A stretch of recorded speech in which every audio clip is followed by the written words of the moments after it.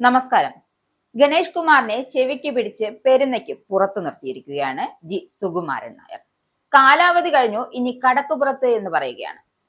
പാടത്ത് പണി വരമ്പത്ത് കൂലി എന്നതുപോലെ വന്ന് ഗണേഷ് കുമാറിന്റെ സമയം തീരെ ശരിയല്ലാത്ത അവസ്ഥയിലും എത്തി. അതായത് പറഞ്ഞു വരുന്നത് പണി ചോദിച്ചു വാങ്ങിയ ഗണേഷ് കുമാറിനെ കുറിച്ചാണ്. NSS ജനറൽ സെക്രട്ടറിയെ തള്ളിപ്പറയാൻ ആർക്കും കഴിയില്ലെന്നും അങ്ങനെ ചെയ്യാൻ തുനിഞ്ഞാൽ അവന്റെ അഡ്രസ് പോലും കാണില്ല എന്നുമുള്ള കടുത്ത മുന്നറിയിപ്പായിരുന്നു ജനറൽ സെക്രട്ടറി സുകുമാരൻ നായർ നൽകിയത്. മുൻ മന്ത്രിയും പത്തനാപുരത്തെ പരാജയത്തോടെ മുൻ MLA-യുമായി മാറിയ KB ഗണേഷ് കുമാറിനെ NSS ഡയറക്ടർ ബോർഡിൽ നിന്നും പുറത്താക്കിയതിന് പിന്നാലെയാണ് സംഘടനയ്ക്കുള്ളിലെ അപ്രമാദിത്വം വ്യക്തമാക്കുന്ന സുകുമാരൻ നായരുടെ വിട്ടുവീഴ്ചയില്ലാത്ത പ്രതികരണം പുറത്തു വന്നിരിക്കുന്നത്. ഗണേഷ് കുമാറിനെ ഔദ്യോഗികമായി പുറത്താക്കുകയായിരുന്നില്ല എന്നും കാലാവധി കഴിഞ്ഞപ്പോൾ അംഗത്വം പുതുക്കി നൽകാതിരിക്കുകയായിരുന്നു എന്നുമാണ് പെരുന്നയിലെ നേതൃത്വത്തിന്റെ വിശദീകരണം. NSS ജനാധിപത്യമില്ല എന്നും ആരെങ്കിലും പറയുമോ എന്ന ചോദ്യത്തോടെയാണ് സുകുമാരൻ നായരുടെ വിമർശകരുടെയും വായടപ്പിച്ചത്.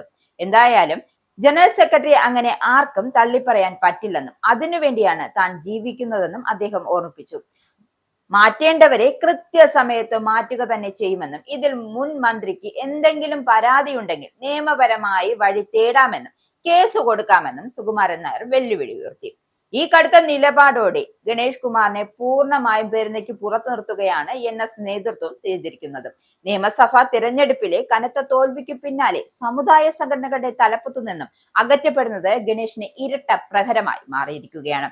NSS ഡയറക്ടർ ബോർഡിലെ 9 അംഗങ്ങളുടെ കാലാവധിയാണ് അടുത്തിടെ അവസാനിച്ചിരുന്നത്. ഇതിൽ ഗണേഷ് കുമാറിനൊഴികെ ബാക്കി 8 പേർക്കും ഡയറക്ടർ ബോർഡ് അംഗത്വം കൃത്യമായി പുതുക്കി നൽകാൻ പെരുന്ന നേതൃത്വം തയ്യാറായി. എന്നാൽ മുൻ മന്ത്രിയുടെ പേര് മാത്രം വെട്ടിമാറ്റപ്പെടുകയായിരുന്നു. ഗണേഷിന് പകരം BRK ബാബുവിനെയാണ് പുതിയ ഡയറക്ടർ ബോർഡ് അംഗമായി സൊസൈറ്റി തിരഞ്ഞെടുത്തത്. നേരത്തെ പത്തനാപുരം NSS താലൂക്ക് യൂണിയനിൽ നിന്നും ഗണേഷ് കുമാർ പുറത്തായിരുന്നു.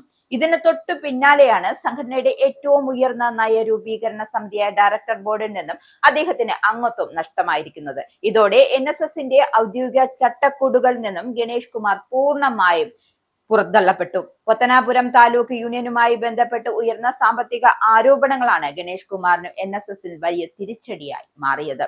താലൂക്ക് യൂണിയന്റെ കീഴിലുള്ള പത്മ കഫേയുടെ നിർമ്മാണവുമായി ബന്ധപ്പെട്ട് ഗുരുതരമായ അഴിമതി ആരോപണങ്ങൾ ഗണേഷിനെതിരെ ഉയർന്നിരുന്നു. ഇതിൽ പ്രതിഷേധിച്ച് താലൂക്ക് യൂണിയനിലെ പകുതിയിലധികം അംഗങ്ങൾ ഒന്നിച്ച് രാജിവെക്കുകയും ചെയ്തു.